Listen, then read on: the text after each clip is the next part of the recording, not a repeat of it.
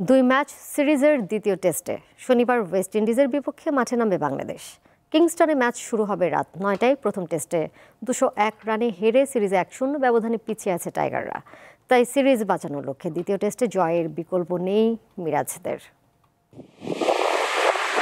মাত্র কয়েক মাসের ব্যবধানে দলের চেহারাটাই যেন পাল্টে গেল। পাকিস্তানের মাটিতে ঐতিহাসিক সিরিজ জয়ের পর থেকেই হারের বৃত্তে ঘুরপাক খাচ্ছে মিরাজ বাহিনী। ভারত ও সাউথ আফ্রিকার কাছে ২ ম্যাচের টেস্ট সিরিজে হোয়াইট ওয়াশ এবং ওয়েস্ট ইন্ডিজের বিপক্ষে ২০১ রানের বড় হার দিয়ে সিরিজ শুরু করেছে টাইগাররা।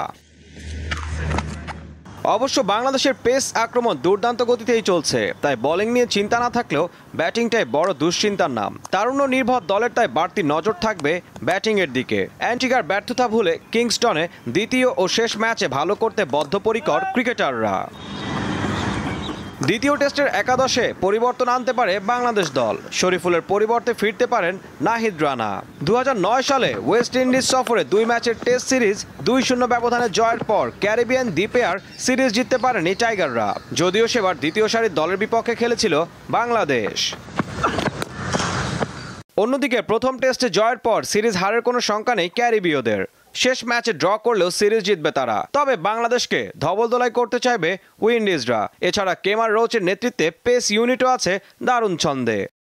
দুই দলের মুখোমুখি ২১ বারের দেখায় ১৫টিতে জিতেছে ওয়েস্ট ইন্ডিজ, আর বাংলাদেশের জয় ৪টিতে। বাকি ২ টেস্ট হয়েছে ড্র। ঈশান হাসান, দীপ্ত স্পোর্টস।